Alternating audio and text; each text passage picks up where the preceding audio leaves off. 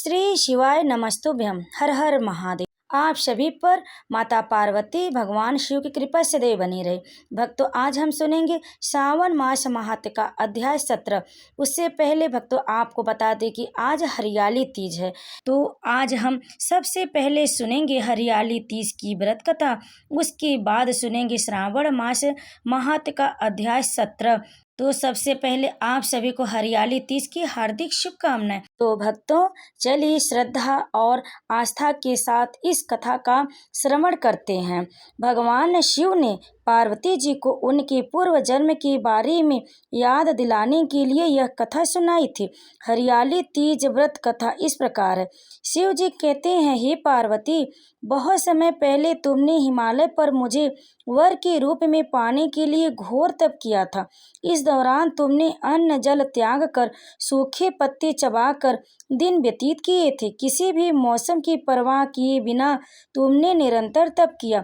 तुम्हारी इस स्थिति को देखकर तुम्हारे पिता बहुत दुखी हुए। ऐसी स्थिति में नारद जी तुम्हारे घर पधारे। जब तुम्हारे पिता ने नारद जी से उनके आगमन का कारण पूछा तो नारद जी बोले, हे गिरिराज, मैं भगवान विष्णु के भेजने पर यहाँ आया हूँ।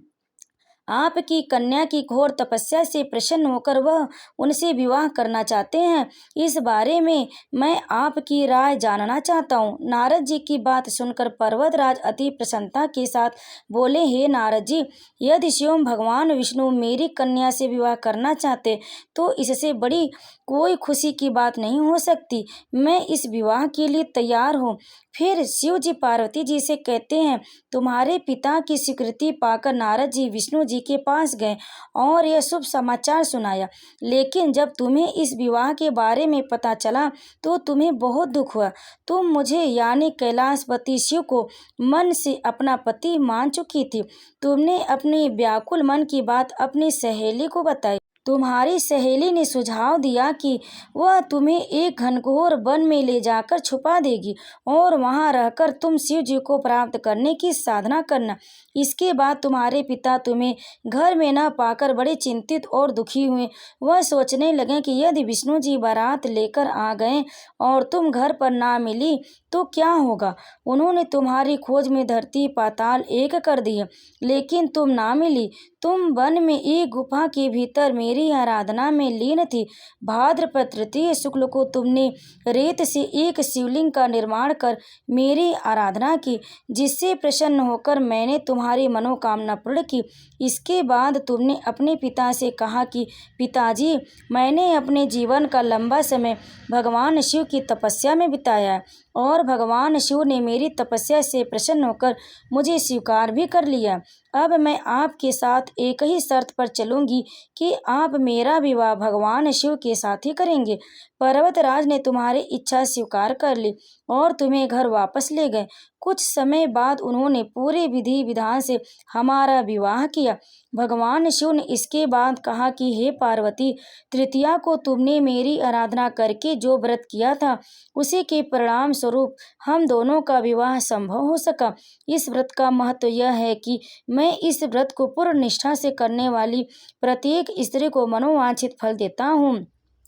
भगवान शिव ने पार्वती जी से कहा कि इस व्रत को जो भी स्त्री पूर्ण श्रद्धा से करेगी उसे तुम्हारी तरह अचल सौभाग्य की प्राप्ति होगी। ओम नमः शिवाय। अब आइए सुनते हैं सावन मास महात्म्य अध्याय 17। ईश्वर बोले, हे देवेश, अब मैं शुभ पवित्रारोपण का वर्णन करूंगा। सप्तमी तिथि को अधिवासन करके अष्टमी तिथि को पवित्रकों को अर्पण करना चाहिए।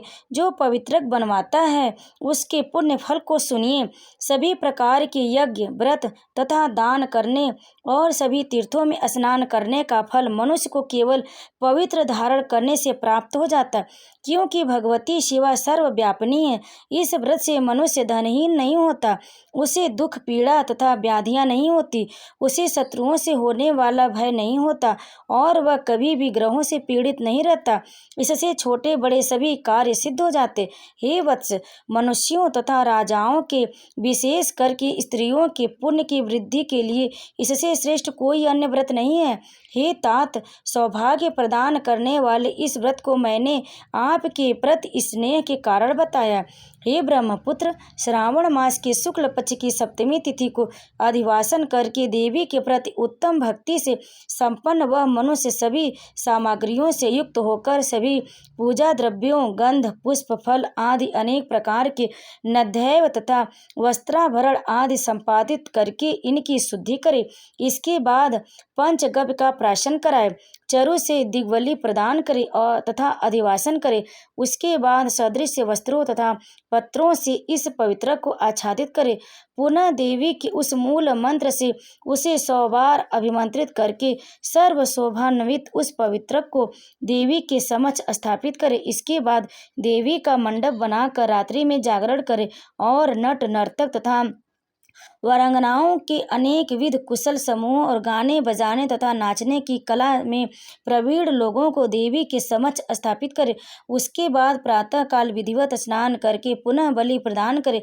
इसके बाद विधिवत देवी की पूजा करके स्त्रियों तथा द्विजों को भोजन कराएं। पहले देवी को पवित्रक अर्पण करे और अंत में दक्षिणा प्रदान करे। हे वत्स, अपने सामर्थ्य के अनुसार कार्य सिद्ध करने वाले उस नियम को धारण करे। राजा को प्रयत्न पूर्वक स्त्री के प्रति आसक्ति, जुआ, आखेट तथा मांस आदि का परित्याग कर देना चाहिए। ब्राह्मणों तथा आचार्यों को स्वाध्याय का और वैश्यों को खेती का कार्य तथा व्यवसाय नहीं करना चाहिए। 7, 5, 3, 1 अथवा आधा दिन ही त्याग पूर्वक रहना चाहिए और देवी के कार्यों में निरंतर अपने मन में आसक्ति बनाए रखनी चाहिए। हे मुनि सत्तम, जो बुद्धिमान व्यक्ति विधान पूर्वक पवित्रारोपण नहीं करता उसकी वर्ष भर की पूजा व्यर्थ हो जाती है। अतः मनुष्यों को चाहिए कि देवी परायण तथा भक्ति से संपन्न होकर प्रत्येक वर्ष शुभ पवित्रारोपण अवश्य करे। कर्क अथवा सिंह राशि में सूर्य के प्रवेश करने पर शुक्ल पक्ष की अष्टमी तिथि को देवी को पवित्र करना चाहिए, अर्पित करना चाहिए। हे सनत कुमार, इसके ना करने में दोष होता है, इसे नित्य करना बताया गया है। सनत कुमार बोले, हे देवदेव, हे महादेव, हे स्वामिन, आपने जिस पवित्र का कथन किया वह कैसे बनाया जाना चाहिए, उसकी संपूर्ण विधि बताएं। ईश्वर बोले, हे सनत कुमार, सुवर्ण, ताम्र, चांदी, रेशमी वस्त्र से निकाले गए कुश, कांस के अथवा ब्राह्मणी के द्वारा काटे गए कपास के सूत्र को तिनका करके फिर उसका तिगुना करके पवित्रक बनाना चाहिए। उनमें 308 तारों का पवित्रक उत्तम और 277 तारों का पवित्रक माध्यम माना गया। 180 तारों वाले पवित्रक को कनिष्ठ जानना चाहिए। इसी प्रकार 100 ग्रंथ का पवित्रक उत्तम, 50 ग्रंथ का पवित्रक माध्यम तथा 26 ग्रंथ का सुंदर पवित्रक कनिष्ठ होता है। अथवा 6, 3, 4, 2, 12, 24, 10 अथवा 8 ग्रंथियों वाला पवित्रक बनाना चाहिए। अथवा 108 ग्रंथ का पवित्रक उत्तम, 54 ग्रंथ का माध्यम तथा 27 ग्रंथ का कनिष्ठ होता है। प्रतिमा के घुटने तक का लंबा पवित्रक उत्तम, जंघा तक लंबा पवित्रक माध्यम तथा नाभि पर्यंत पवित्रक अधम कहा जाता है। पवित्रक की सभी शुभ ग्रंथियों को कुमकुम से रंग देना चाहिए। इसके बाद अपने समक्ष शुभ सर्व तो भद्र मंडल पर देवी का पूजन करके कलश के ऊपर बांस के पात्र में पवित्रकों को रखे। 3 तार वाले पवित्रक में ब्रह्मा, विष्णु तथा शिव का आवाहन करके स्थापित कर इसके बाद का सुनिए। 9 तार के पवित्रक में ओमकार, सोम, अग्नि, ब्रह्मा, समस्त नागों, चंद्रमा, सूर्य, शिव तथा विश्वदेवों की स्थापना करें। हे सनत कुमार, अब मैं ग्रंथियों में स्थापित किए जाने वाले देवताओं का वर्णन करूंगा।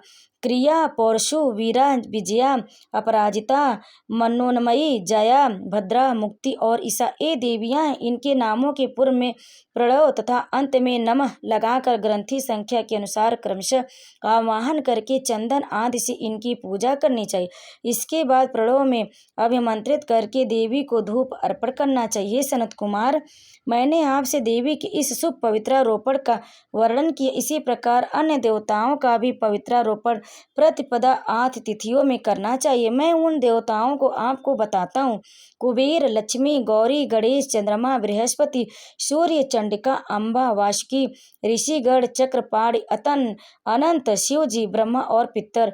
इन देवताओं की पूजा प्रतिपदा 8 तिथियों में करनी चाहिए। यह मुख्य देवता का पवित्रारोपण है। उनके अंग देवता का पवित्र 3 सूत्रों का होना चाहिए। ईश्वर बोले, हे विपेंद्र, अब मैं श्रावण मास के दोनों पक्षों की नौमी तिथियों के करड़े कृत्य को बताऊंगा। इस दिन कुंवारी नामक दुर्गा की यथाविधि पूजा करनी चाहिए। दोनों पक्षों की नौमी के दिन नक्तव्रत करे और उसमें दुग्ध तथा मधु का आहार ग्रहण करे अथवा उपवास करे। उस दिन कुंवारी नामक उन पापनाशिनी दुर्गा चंडिका की चांदी की मूर्ति बनाकर भक्ति पूर्वक सदा उनका अर्चन करे।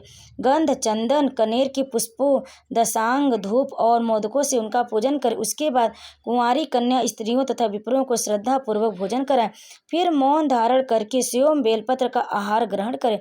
इस प्रकार जो मनुष्य अत्यंत श्रद्धा के साथ दुर्गा जी का पूजा करता है वह उस परम स्थान को जाता है जहाँ देव बृहस्पति विद्यमान है। हे विधि नंदन, यह मैंने आपसे नौमी तिथि का कृत्य कह दिया।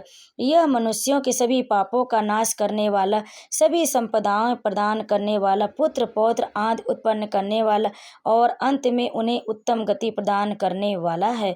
ओम नमः शिवाय। इस प्रकार श्री स्कंद पुराण के अंतर्गत ईश्वर सनत कुमार संवाद में श्रावण मास माहात्म्य में अष्टमी तिथि को देव पवित्रारोपण नामक 17वां अध्याय पूर्ण हुआ। ओम नमः शिवाय। हर हर महादेव। इस अध्याय को अंत तक सुनने के लिए आप लोगों का बहुत बहुत धन्यवाद।